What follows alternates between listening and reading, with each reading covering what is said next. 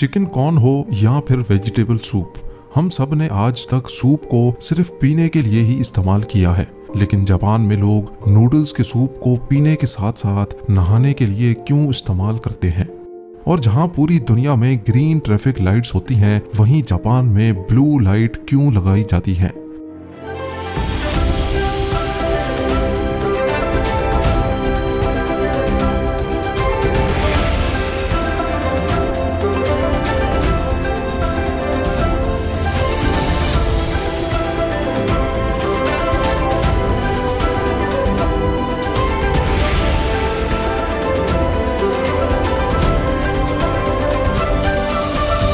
Japan एक ऐसी country है जिसको हमेशा अपने अनोखे तौर तरीकों की वजह से याद किया जाता है।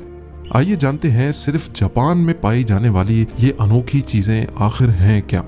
नंबर 13, हम सब ने हॉट स्टीम बाथ या फिर कोल्ड बाथ का नाम तो सुन ही रखा है, लेकिन क्या आपने कभी नूडल्स बाथ का नाम सुना है? अगर नहीं तो आज आप ये जान लें कि जापान में नूडल और पोर्क सूप में बाथ लेना बहुत ही कॉमन है।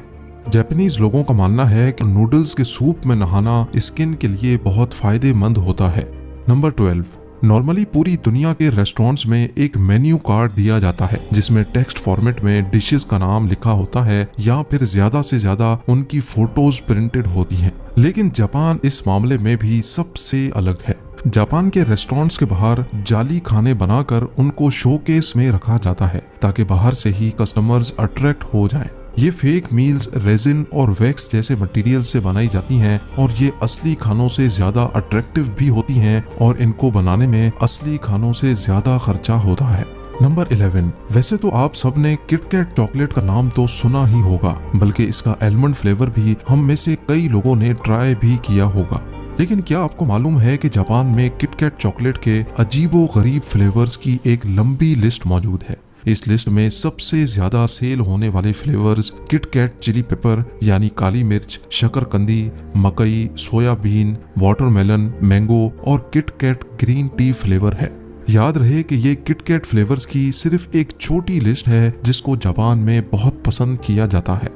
नंबर 10, क्योंकि जापान अपनी आबादी के हिसाब से बहुत छोटा है, इसी वजह से ये लोग कम स्पेस में ही एडजस्ट करने के आदी हो चुके हैं। इनको अपने घर, कमरों और शॉप्स की स्पेसेस को ऑप्टिमाइज करने की इतनी आदत हो गई थी कि फ्रिज में रखा गोल तरबूज भी जब ज्यादा जगह लेता था तो इनको ये बात हजम नहीं होती थी।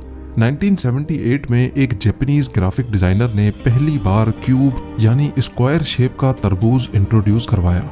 ये आइडिया सबको इतना अच्छा लगा कि फार्मर्स ने तरबूज को एक स्पेशल कंटेनर्स में उगाना शुरू कर दिया। इससे न सिर्फ तरबूज को ट्रांसपोर्ट करने में जगह बचती थी, बल्कि फ्रिज में भी ये आसानी से फिट आ जाता था। बाद में तरबूज को डेकोरेशन के लिए अलग अलग शेप भी दी जाने लगी। नंबर 9, रेलवे और सबवे स्टेशंस पे आपने कई स्टाफ वर्कर्स को रूटीन चेकअप करते देखा होगा, जैसा कि टॉर्च की मदद से ट्रेन के नीचे जॉइंट्स और सस्पेंशन को देखना कि कहीं वो अलग तो नहीं हो गए। इसी तरह जापान के सबवे स्टेशंस पे स्टाफ वर्कर्स की एक अनोखी जॉब होती है। इनको पीपल पुशर्स कहा जाता है। जी हाँ, उनका काम होता है लोगों को धक्का देना।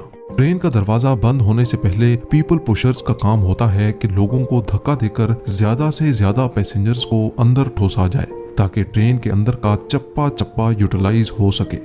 नंबर 8, हमारे मुल्क में तो शायद ट्रेन का लेट होना बहुत ही कॉमन बात है। इंडिया में ट्रेन्स एवरेज 53 मिनट्स लेट होती हैं, जबकि पाकिस्तान में ट्रेन्स औसत 2 घंटे तक डिले होती हैं। लेकिन ये चीज हमें कई एडवांस कंट्रीज जैसा कि जर्मनी, फ्रांस और यूएस में भी देखने को मिलती है। अमेरिका में long distance trains 49 minutes delay होती हैं, जबकि जर्मनी में ट्रेन्स औसत सिर्फ 6 मिनट डिले होती हैं। पर जापान तो जापान है, इस मामले में भी जापान बाजी ले चुका है, क्योंकि यहाँ ट्रेन्स सिर्फ और सिर्फ 54 सेकंड्स डिले होती हैं।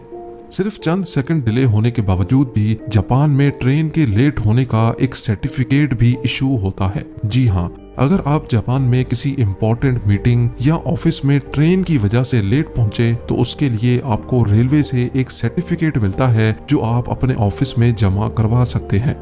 नंबर 7, जापान में पानी को बचाने के लिए भी एक अनोखा तरीका अपनाया जाता है।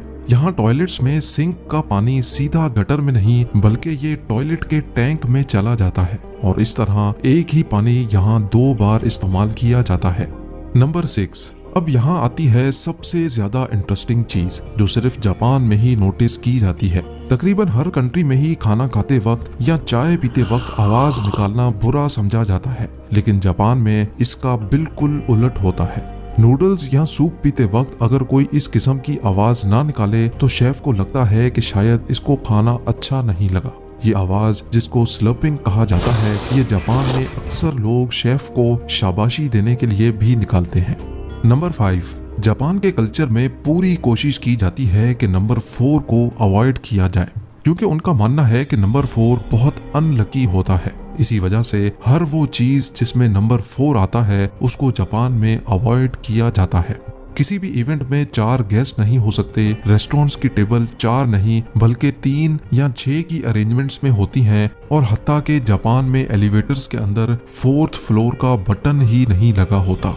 नंबर 4, पूरी दुनिया में मेयोनीज को सैंडविच, बर्गर या फ्राइज के साथ इस्तेमाल किया जाता है, लेकिन जापान वो वाहिद मुल्क है जहां मेयोनीज को आइसक्रीम की टॉपिंग या फिर पैनकेक्स की टॉपिंग के लिए इस्तेमाल किया जाता है। नंबर 3, ऑफिस में वर्किंग टेबल पे सोना काफी अजीब समझा जाता है। अक्सर ऐसा करने वालों का या तो मजाक उड़ाया जाता है या फिर उनको बॉस के ताने झेलने पड़ते हैं। लेकिन यहाँ भी जापान सबसे अलग है, क्योंकि जापान में ऐसा करना मेहनती होने की निशानी समझी जाती है। नंबर 2, दुनिया के किसी भी कोने में ट्रैफिक लाइट के सिर्फ 3 कलर्स होते हैं, रेड, येलो और ग्रीन। लेकिन जापान वो वाहिद मुल्क है जहाँ ग्रीन की जगह ब्लू लाइट लगी देखी जाती है। इसके पीछे जो राज है वो जापानीज लैंग्वेज में छुपा है। जापानीज लैंग्वेज में ब्लू और ग्रीन दोनों कलर्स के लिए ब्लू वर्ड इस्तेमाल होता है। पहले जापान में भी ट्रैफिक लाइट्स पे ग्रीन कलर यूज होता था, लेकिन वो उसको ब्लू कहते थे। लेकिन फिर 1973 में इंटरनेशनल स्टैंडर्ड पर पूरा उतरने के लिए और इस कंफ्यूजन को कम करने के लिए उन्होंने ब्लू और ग्रीन के बीच का एक कलर ट्रैफिक लाइट्स पे लगाने का फैसला किया। और अब नंबर 1, हम सबने कई बार रेस्टोरेंट्स में अकेले बैठकर खाना खाया है और शायद ये प्रैक्टिस पूरी दुनिया में बहुत कॉमन है। लेकिन जापान के किसी रेस्टोरेंट में अगर आप अकेले बैठकर खाना नहीं खाना चाहते तो आपकी तन्हाई को दूर करने के लिए मैनेजमेंट के पास स्टफ्ड कार्टून कैरेक्टर्स भी मौजूद होते हैं, जिनको अपने सामने वाली सीट पर रखकर अपनी तन्हाई को मिटाया जा सकता है, जैसा कि इस फोटो में भी आप देख सकते हैं। आप लोगों के प्यार भरे कमेंट्स का बेहद शुक्रिया। मिलते हैं अगली शानदार वीडियो में।